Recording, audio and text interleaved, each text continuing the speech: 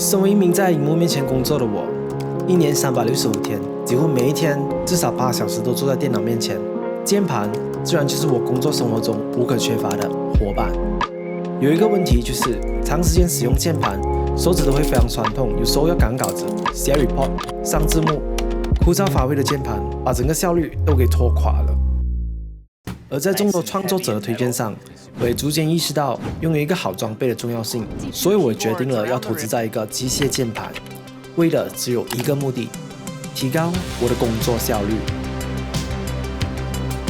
Hello， 大家好，我是Koji。那今天呢，这个影片呢，就是和大家一起分享机械键盘如何提高我的工作效率，也让你了解到底什么是机械键盘，为什么这个东西可以如此火红，甚至有些人对于机械键盘是有着疯狂热血的追求。等下呢，我也会和大家进行一个简单的 typing test， 看一下使用了机械键盘是不是直接就可以提高我的打字速度。我们日常所见的就是薄膜键盘，手感会比较枯燥，因为中间只隔了一层橡胶。而机械键盘每个按键都有独特的开关，也称作轴。比较著名的轴有的就是 Cherry MX Switches， 分很多种，有红轴、白轴、蓝轴，甚至更多。随着各种不同的颜色，有着不同的 Actuation Force 驱动力，指的就是需要施压多少力在按键上，就能成功的把字输入进电脑里。从 Linear、Tactile 去到 Clicky Switches。另外，机械键盘也分很多种体型。有很多不同的 layout， 有48%、68%，甚至去到 full size 的 keyboard， 都有着不同的按键数量。今天我所选择的机械键盘就是 Royal Clutch 的 RK71， 也是78%的 layout。我的选择呢，着重于3点，第一就是 aesthetic， 第二就是 productivity， 那第三呢就是 minimalistic， 比较轻巧，可以轻松携带去任何地方。如果你的键盘太小的话，其实也不一定好，因为它的键盘数量也会随着越来越少。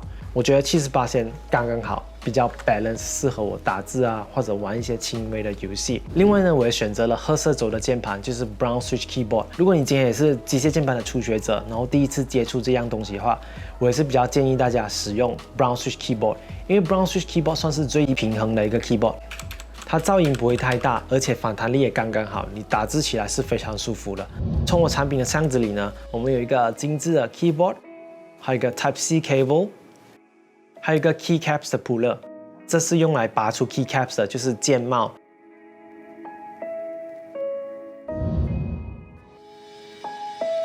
第一就是丰富的触感，每触碰一次按键都有丰富的质感，尤其是我这种褐色轴 Tactile Switch 的。按下去呢，就能感受到一个轻微的阻力，把你的手轻轻的送上来。打字的时候也非常有连贯性，也不会感觉到疲倦，反而还非常的舒服。尤其是那动听的键盘声，也可以拍 ASMR 了。机械键盘的寿命呢，其实比我们普通传统的薄膜键盘来的多出4至5倍。再来就是方便性，可能这个有点勉强，不过如果你今天要选择一个机械键盘，当然会建议无线的。轻松方面，无时无刻，不管你在哪里都好，你都可以展开你的高效率工作。另外呢，我相信可以自己 custom made 自行设计一个东西去自己喜欢的模样，是现代人都比较倾向于的一个点。那机械键盘的话，你也可以按照你自己的喜好去改变你机械键盘的设计啊什么的。如果你哪一天不喜欢那个设计，你随时都可以换掉。对某些人来说，也是一个蛮有趣的一个兴趣。那我相信不是每一个机械键盘都有这个 RGB 的功能，那我也相信绝大部分的人可能不会喜欢 RGB， 可能还会觉得很反感。我的话呢，我认为其实在阴暗的地方会发光的键盘，其实对眼睛还蛮有好处的啦。尤其是当你在工作的时候，然后不经意的从早上到夜晚，然后你又不想去开灯，因为你在进入你的做工的那个 flow。当你太暗的时候，你的 keycap 是会亮起来，是非常有帮助。Alright， 各位，那现在呢，就是时候要进行一个简单的 typing test 测试。首先，我们有 membrane keyboard versus mechanical keyboard。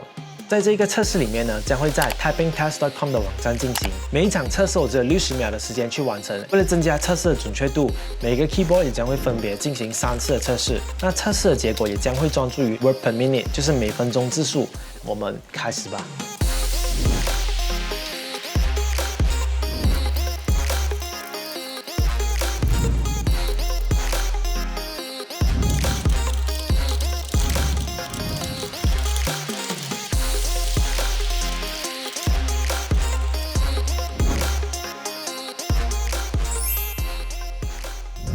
哇哦，我的打字速度原来真是那么慢啊！我在网上看到所有人他们的 word per minute 都是在100以上了。经过我的测试之后呢，我可以告诉大家的是，就算你换了机械键盘，你的打字速度也不一定会变快。最重要的呢，其实还是要看我们有没有去熟悉这个键盘，它的准确性还有它的连贯性也会取决于你对这个键盘的熟悉度。像我自己的薄膜键盘，其实我使用了大概有1年以上的时间，相比起我的 mechanical keyboard， 其实我才刚得到不久，大概有1个月的时间，我对它其实还不熟悉。如果给我更多时间去熟悉这个机械键盘的话，我相信我可以得到更好的 result 啦。因为呢，有一样看不见的东西就是舒适度。当你今天在使用薄膜键盘的时候，其实我的手会非常酸痛啊，因为那个触感还有舒适性真的差太远了。